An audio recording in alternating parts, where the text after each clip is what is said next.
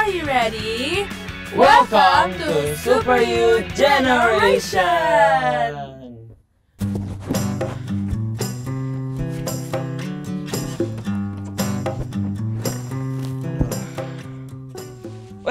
Halo Super Youth, what's up guys? Sebentar. Sorry, tadi aku habis bantu papa cuci kendaraan biasalah. Nih aku juga habis mandi. Makanya biar nggak masuk angin. Oke. Kalian apa kabar semua? Aku juga pengen nanya nih. Kalian biasanya kalau sama orang tua biar seru-seruan tuh lakuin apa sih? Kalau yang cewek mungkin masak-masak kali ya, atau enggak belanja gitu sama orang tua. Coba kalian komen ya di bawah.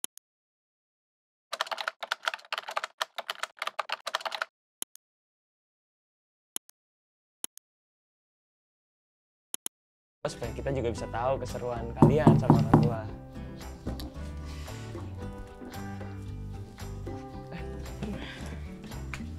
Sedih amat, kenapa adikku? Cerita ya? Ayo ya, kayaknya sedih banget. Ayo kita cerita, ayo sini cerita sama aku. Hai Sobat Super Youth. Oke, aku cerita ya. Jadi kan aku baru pulang dari nginep dari rumah temen aku kan. Nah awalnya tuh seru banget aku nginep di rumah dia. Kita makan bareng, kita bikin konten bareng, terus kita nyanyi bareng, ngobrol bareng, seru banget kan. Tapi tiba-tiba pas kita mau tidur, pas kita udah malam gitu, dia cerita ke aku. Katanya orang tuanya mau cerai kak. Dan katanya tuh dia mau cerai gara-gara orang tuanya sering berantem. Itu kan susah banget buat dia kak. Sedih banget kan. Dan aku juga bingung harus gimana. Aduh, pasti susah sih buat dijalanin. Makanya kira-kira apa yang bisa aku bantu ya buat dia? Sebentar. Aku ingat aku pernah nyimpen cerita mirip kayak cerita ini. Oh iya. Sebentar, aku cek dulu ya. Bentar. Coba aku cek juga. Sini kalau nggak salah. Nah ini dia nih. Ayo kita nonton bareng yuk. Coba yuk. Halo sahabat Super Youth, perkenalkan saya Pendeta Glenn Immanuel Sanjaya. Saya senang boleh ada di sini dan saya adalah seorang pendeta, saya juga seorang pelaku usaha dan juga seorang karyawan di sebuah perusahaan, dan tujuannya adalah untuk mempermuliakan nama Tuhan dalam setiap aspek kehidupan kita.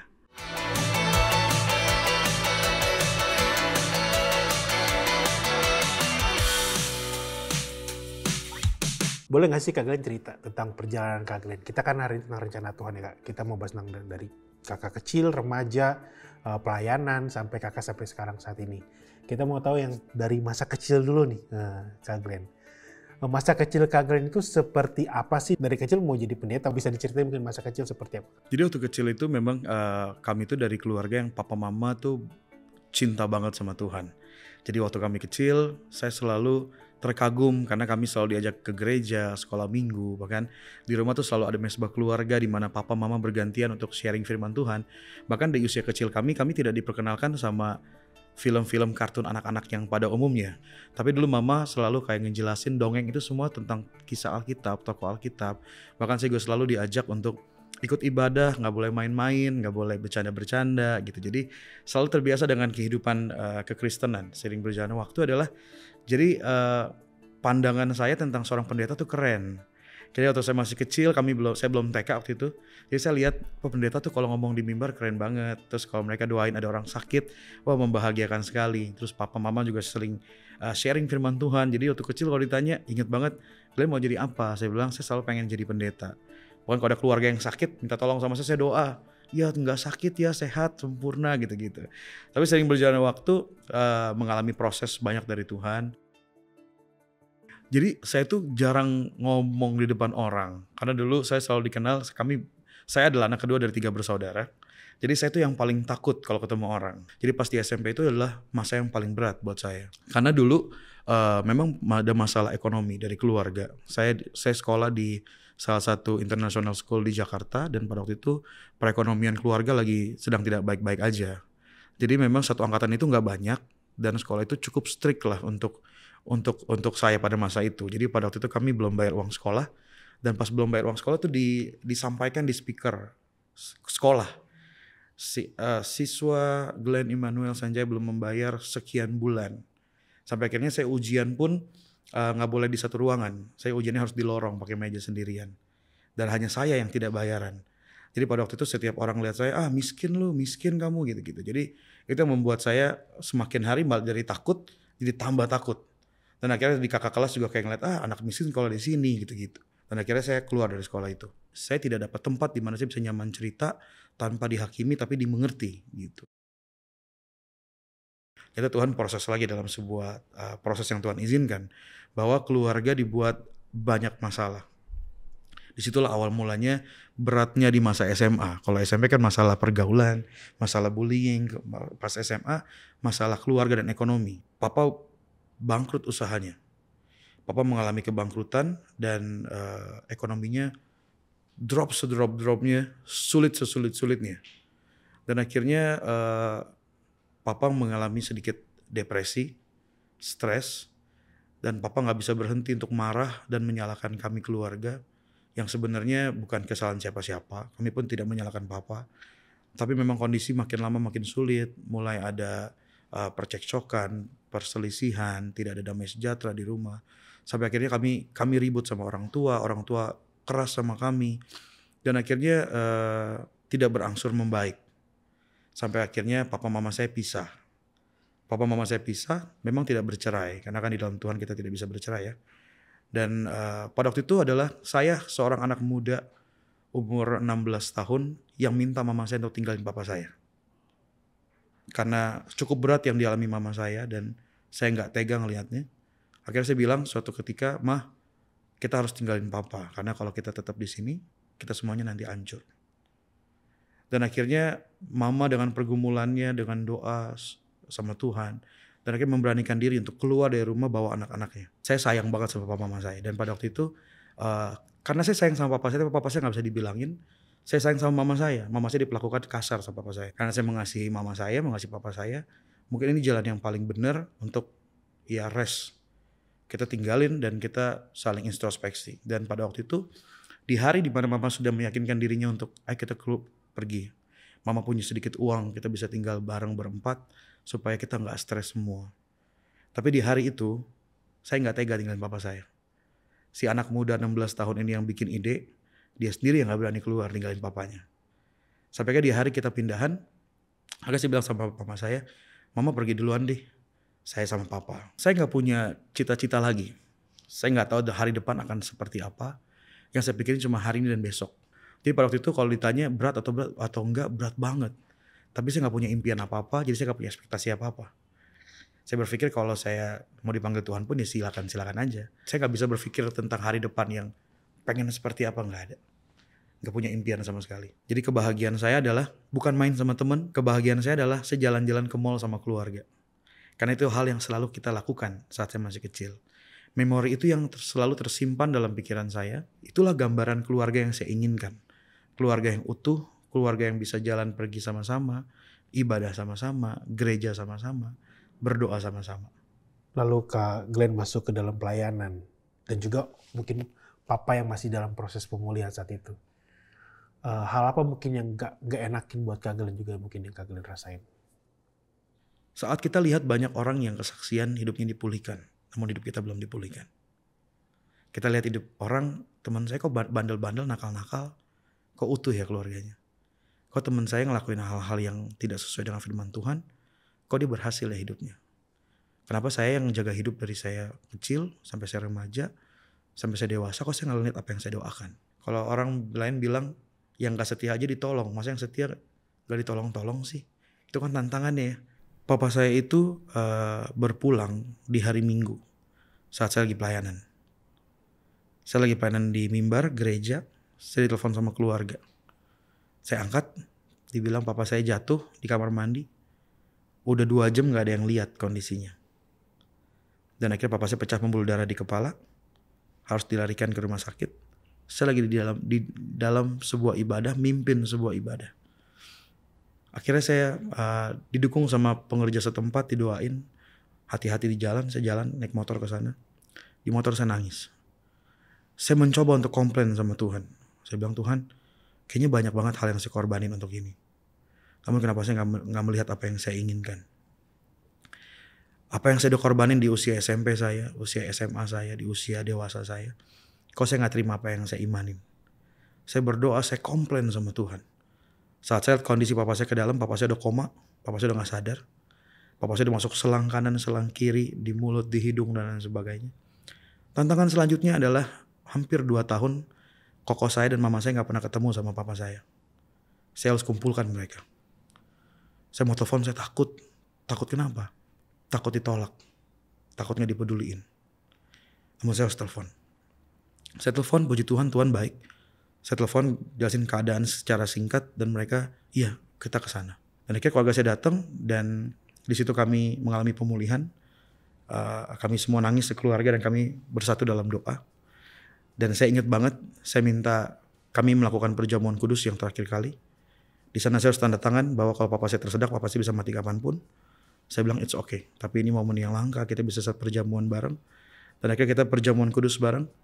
Dan akhirnya kami berdoa lepasin pengampunan. Dan mujizat Tuhan terjadi. Apa itu mujizat Tuhan? Papa saya dipanggil saat itu.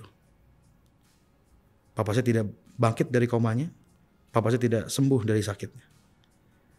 Pada waktu itu saya juga gak tahu apa yang mau Tuhan buat. Namun saya percaya kalau ada hari itu seizinnya Tuhan. Dan ternyata setelah masa proses itu saya sadar betul bahwa itu adalah jalan Tuhan yang terbaik. Rencana Tuhan yang terbaik.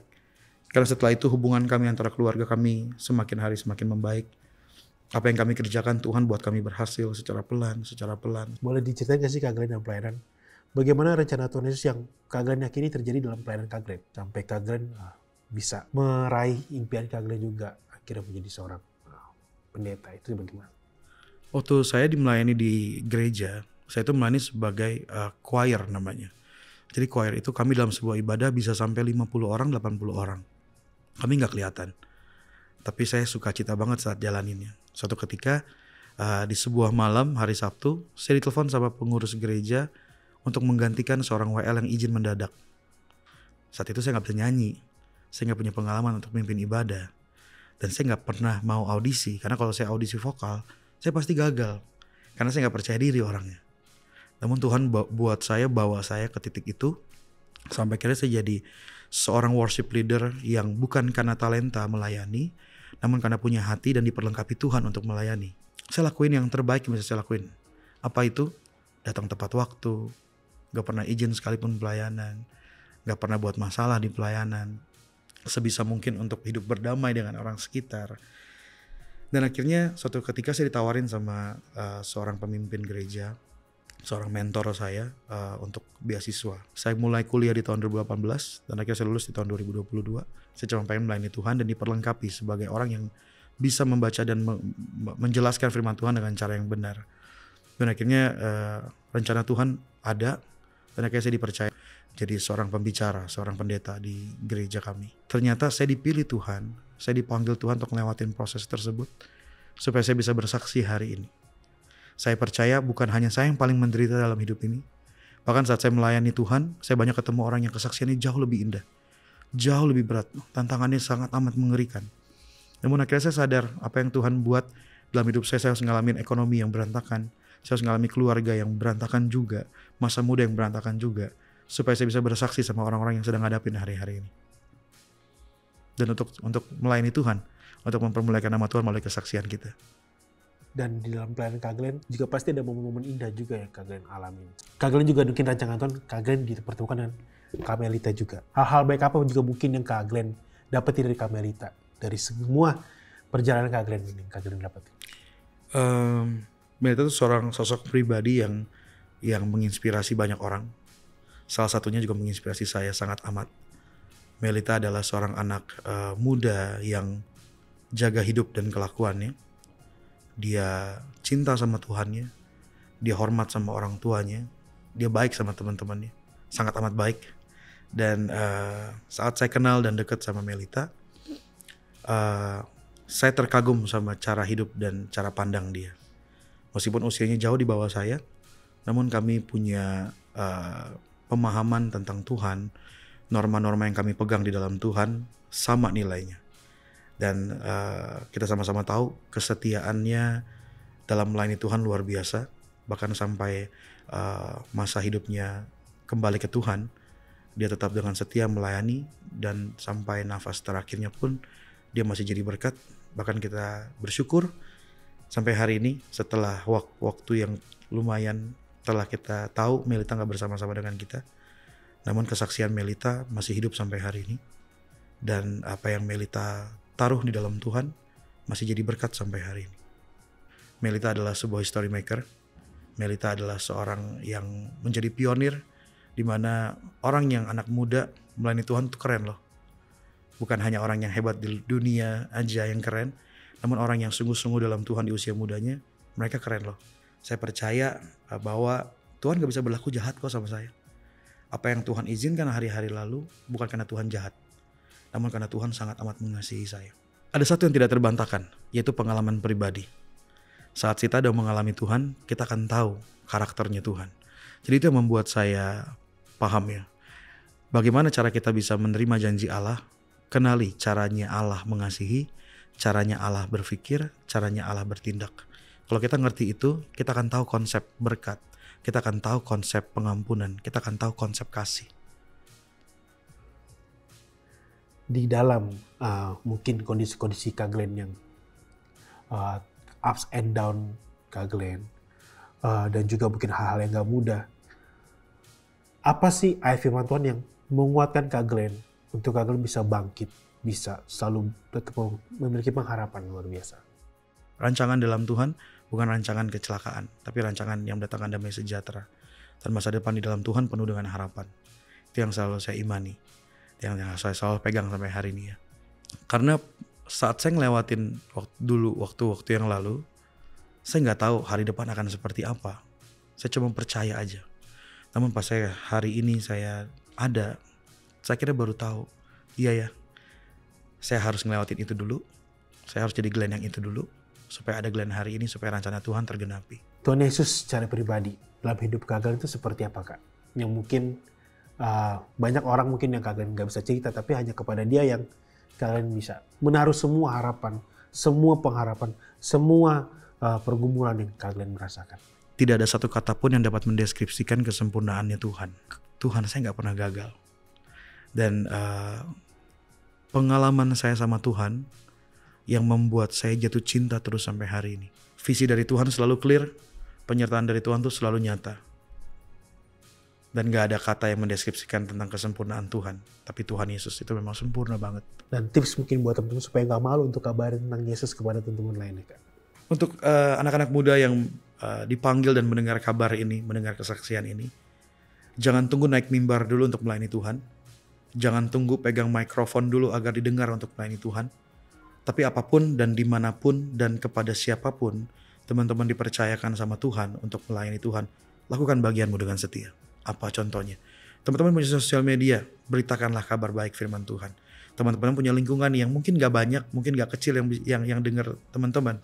Namun pakailah untuk melayani Tuhan. Karena kita dipanggil untuk melayani Tuhan. Apapun yang kita punya hari ini, apapun yang kita dipercayakan sama Tuhan hari-hari ini, pakai untuk memuliakan nama Tuhan. Hai, aku Glenn Immanuel. Sama seperti kalian yang pernah merasakan overthinking, cemas, dan khawatir akan masa depan, aku juga mengalami proses yang sulit dan gak mudah. Aku mau ajak kamu nih untuk punya support system yang mau ada buat kamu. Kalau kamu ada masalah, jangan dipendam sendirian ya. Kamu bisa langsung curhat dan hubungi nomor-nomor yang tertera di bawah ini. Karena ada program Super Youth dan layanan doa konseling CBN yang mau jadi sahabat untuk kamu. Wow, hebat ya Kak Glenn. Iya. Jadi Pua abis nonton tadi tuh gimana perasaannya? Yang aku dapat dari videonya sih, kakak dengar juga kan bahwa Kak Glenn tuh tantangan hidupnya tuh banyak. Keluarganya yang berantakan gitu kan. Pikiran-pikiran yang jahat biasanya suka masuk juga. Habis itu teman-teman juga dengar kan papanya tuh depresi dan keluarganya juga mungkin dia bingung juga Kak Glenn. Tapi dalam masalah-masalah kayak gitu Kak Glenn tuh tetap menguatkan imannya. Dia tetap terus doa, minta Tuhan untuk tuntun hidupannya. Dan bahkan Kak Glenn aja masih itu loh pelayanan di gereja. Dia masih kuat gitu loh, keren loh. Guys, aku jadi penasaran. Kalian itu ada gak sih yang pernah ngalamin hal yang sama atau mirip sama Kak Glenn, sama temennya Papua yang kalau setiap hari tuh harus ngedengerin orang tuanya berantem mulu. Terus atau sampai ada yang orang tuanya berencana untuk bercerai. Iya. Nah, kalian kalau ada cerita seperti itu, kalian bisa ya cerita ke kita di nomor di bawah ini atau bisa DM ke Instagram kita. Iya guys, dan kalian juga boleh banget cerita ke kita gimana sih kalian menjalani hari-hari dengan kondisi yang kayak gini gitu. Kalian boleh banget cerita ke kita. Kita tunggu sekarang ya. Oh iya Kak, aku jadi pengen itu deh. Betul. Doa buat temen aku sama doa buat mungkin teman-teman yang menghadapi hal yang sama gitu. Kita doa bareng yuk. Ayo. Mari kita berdoa ya teman-teman. Tuhan Yesus, saat ini kita menyatukan hati kita semua ya Tuhan. Berdoa untuk teman-teman kita yang mungkin orang tuanya dalam keadaan yang kurang baik. Atau mungkin orang tuanya yang sering berselisih. Tuhan Yesus, Tuhan berikan damai sejahtera Tuhan, berikan kasih, berikan sukacita ya Tuhan, dan berikan pemulihan buat keluarga mereka Tuhan Yesus. Agar teman-teman kami juga Tuhan menjadi pembawa damai dalam keluarganya, dan mereka juga membawa hadirat Tuhan di tengah-tengah keluarga mereka. Terima kasih Tuhan, aku percaya bahwa Tuhan akan memulihkan keluarga mereka dengan sempurna. Terima kasih Tuhan Yesus, hanya di dalam nama Tuhan Yesus kami bisa berani mengucap syukur. Haleluya. Amin. Semangat teman-teman semuanya. Hey sahabat Super Youth, buat kamu yang lagi ngerasa terpuruk, sakit hati sama teman di sekolah karena dibully, dijauhin sama teman, bahkan kamu punya masalah juga di keluarga. Atau kamu lagi takut, gak ada harapan, dan gak punya tempat buat kamu bisa ceritain masalah kamu, please jangan nyerah sama keadaan kamu. Kalau kamu gak tahu mau cerita sama siapa, cerita di sini aja ya. Tahu gak sih kalau kamu itu gak sendirian? Layanan doa dan konseling CBN ada untuk kamu 24 jam nonstop loh. Kita bisa jadi teman, bahkan sahabat yang mau dengerin cerita kamu, dan kita mau berdoa untuk kamu. Semua hal yang kamu ceritain pasti kita jaga privasinya. Jadi, kamu bisa cerita semua masalah kamu dengan tenang ya. Dan kita di sini mau banget berdoa untuk kamu. Jadi jangan ragu, hubungi nomor di bawah ini ya. Atau klik link yang ada di bio Instagram dan juga TikTok Super Youth. Karena layanan doa dan konseling CBN mau berdoa buat kamu dan mau jadi sahabat untuk kamu. Ingat ya, hidup kamu berharga. Dan karena itu, kita peduli dengan hidup kamu.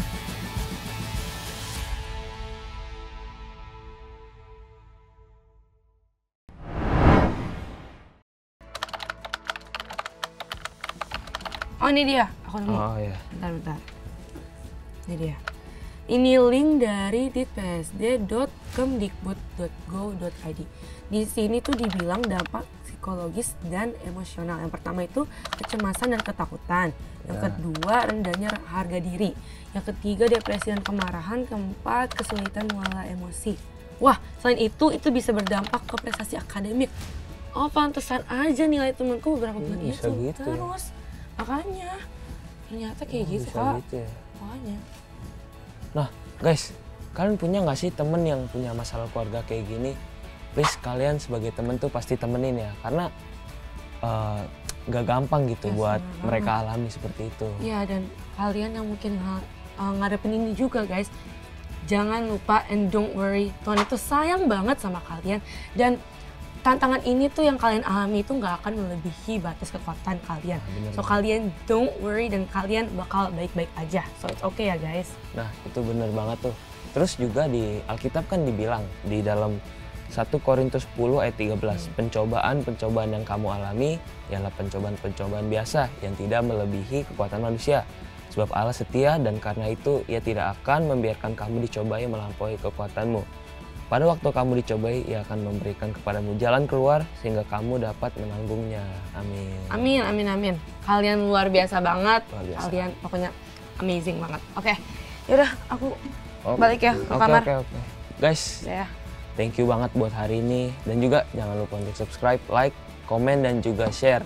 Supaya kalian tidak ketinggalan update-update terbaru dan pasti asik banget dari Super Youth. Yes, benar banget. Dan aku nunggu chatan kalian, aku nunggu cerita kalian. Pokoknya ceritain semua aja, pokoknya curhat aja guys. Oke? Ya. Bye-bye. Dadah, God bless you semuanya. all. Dadah. Peace. Bye, Kak. Dah.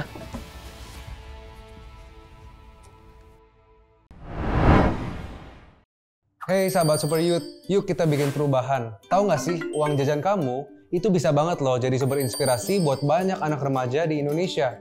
Daripada habisin uang kamu buat snack di kantin kayak gini, atau beli minuman hits kayak gini yang cepat habisnya, kenapa nggak gunain sedikit aja dari uang jajan kamu untuk sesuatu yang lebih berarti? Kamu bisa loh donasi ke Super Youth. Karena setiap donasi kamu itu bisa berarti banget loh, dan juga jadi harapan bagi teman-teman kita yang lagi butuh dukungan. Kita bisa loh buat program yang mengubah hidup banyak anak remaja. Bayangin, dengan seharga satu kopi atau satu jajanan kamu bisa ubah dan jadi bagian dari perubahan positif pastinya. Makin banyak kita berbagi, makin banyak yang terinspirasi. Scan QR Code ini atau klik link di video ini ya. Yuk kita kerjasama buat masa depan anak remaja Indonesia yang lebih cerah. Yuk langsung donasi sekarang juga ya.